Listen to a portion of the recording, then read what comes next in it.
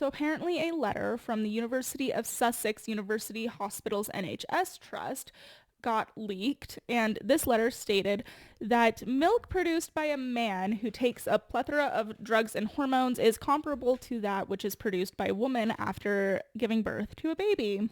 So they state that through taking progestin, am I saying that right? Who knows? Not me. Which is a drug that mimics the female sex hormone progesterone, and taking that in combination with other drugs such as, doperidone. Correct me in the comments. Which is a drug that is intended for women who are having difficulty producing breast milk on their own.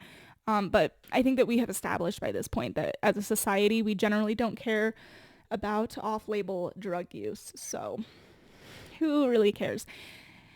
Now, after taking these drugs and presumably more, some men have been able to produce, as previously mentioned, liquid from their breasts. And the NHS Trust has claimed that this is comparable to what a woman would produce naturally after giving birth to a baby that they had grown in their womb for 9 months. This is obviously a very similar this is obviously a very similar process. So naturally the outcomes are also going to be similar.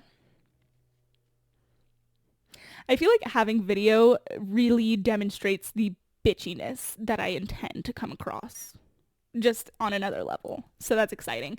Now, thankfully, the NHS Trust did receive a load of backlash, which to me demonstrates that the majority of Americans are sane. We have our noggins screwed on well.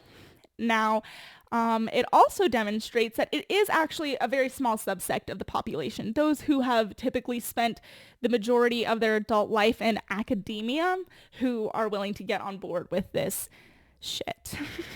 I don't know what else. I don't know what else to call it. Now, most Americans are appalled and confused, as they should be, because the bottom line is we are once again performing experiments on our society's most vulnerable children, in this case, infants, babies, in order to affirm people's delusions. So that's fun. We love that for us. Go team. So a man who believes himself to be a woman is still a man. He is still male. There is no hormone. There is no drug. There is nothing on God's green earth that is going to change that fact. So because of that, there's no man that can produce breast milk that is going to have the same nutritional value that is found in what is produced by a mother. Is what it is. Be mad. Be triggered. It isn't going to change that fact. And once upon a time, there used to be this thing called a code of ethics that we used to adhere to in scientific experimentation, because make no mistake, friends, this is experimentation. When you do something that you don't know what the result of that thing is going to be, and you do that thing perhaps to find out what the result is going to be, that's an experiment. And we're experimenting on babies, so that's sick.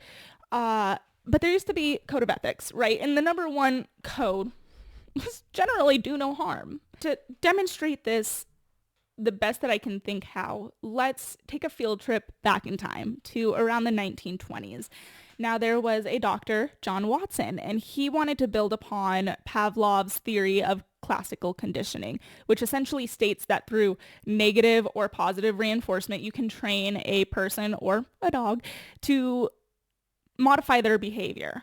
So he decided to expand upon this in a very famous experiment called the Little Albert experiment. So in this experiment, he and his assistant, Dr. Reyna, took a 10-month-old baby, and what they would do was they would show him a fluffy white stuffed animal, and simultaneously they would make a very loud and frightening noise, so that eventually when little Albert would see white stuffed animals, he would immediately be afraid. He would start crying, have fear-like reactions, because they had continuously made jarring, frightening noises. So when he saw these white stuffed animals, he was expecting there to be a frightening noise that followed. Now, years later, this experiment started to arouse controversy for two big reasons. One, the fact that little Albert was an infant, therefore unable to consent. And there could be the argument that parents consent for their children, and you see this argument made a lot in things such as child transitioning, but that is a road that we are not going to go down today.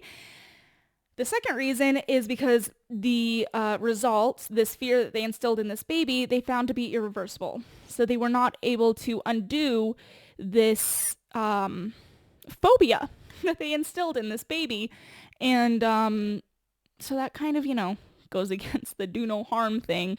Ultimately, this experiment was deemed so unethical that it led to the creation, among other experiments, it was one of the experiments that led to the creation of the Ethical Review Board. So what that means is today what is supposed to happen is if somebody wants to conduct an experiment, they have to submit a proposal to the Ethical Review Board for them to then deem if it is ethical or not.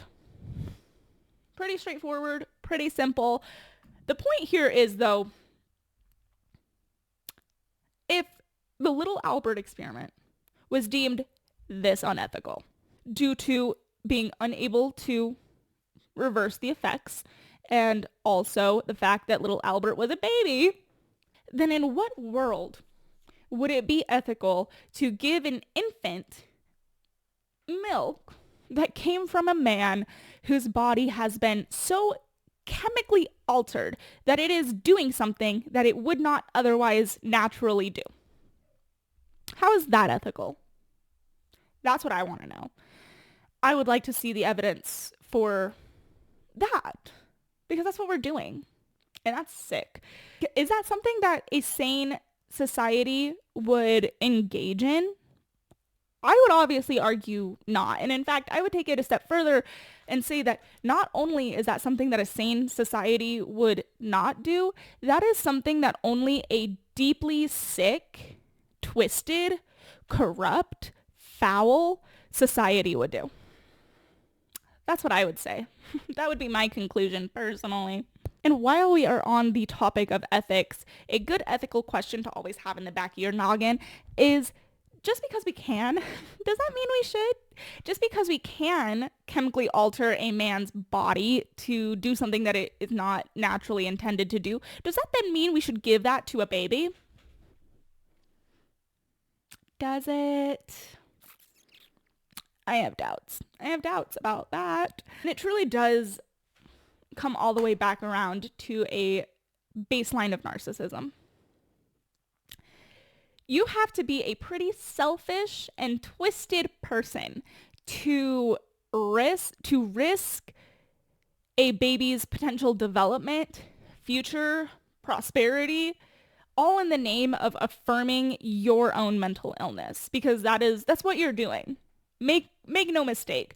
This benefits nobody. This benefits absolutely nobody except for that man and his sick, twisted head. And that's just the reality. I said what I said. And there are for sure going to be people out there who are going to hear me say that, no, maybe it isn't healthy to give a baby this chemically altered milk, and say that I'm transphobic. And that's fine. That's fine. I've been doing this for years at this point. And what I have learned is that people fling words such as transphobic or racist or what have you in order to get you to shut up, in order to get you to just quit fighting and go along with the flow. Because once upon a time, it used to be deeply offensive to be called racist, especially when you know that you're not. I would say only when you know that you're not. I'm assuming that racists don't care about that, but my point stands.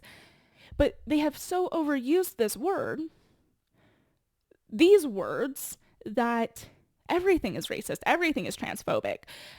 Everyone who says, hey, maybe men shouldn't compete against women in boxing, they're TERFs.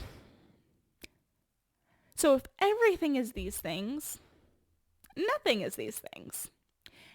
They have unilaterally stripped these words of any meaning at all. And I guess that really does make sense because their MO does truly seem to be to redefine every single word that we use. But another rabbit trail we're not going to go down. But the bottom line is that I know I'm not racist. I know I'm not transphobic. I'm not homophobic. I don't hold hate in my heart for these people. Just because I disagree with certain practices or just because I choose to adhere to biology and biological facts does not make me any of those things. That is all that I have for you guys today. I hope that you enjoyed. If you are watching on YouTube, I hope that you enjoyed having the video component. And as I said at the top, this is a work in progress. We are not even close to being done, but it's a start, and I'm very excited about that. So wherever you are watching, please do the thing that you are supposed to do to help me out. If you're on YouTube, like and subscribe. If you are on Spotify, give me a rating and a follow. All of my social medias are in the down bar down below. I would really appreciate if you checked me out over there. And yeah, thanks for tuning in, and we will talk next Monday. Bye.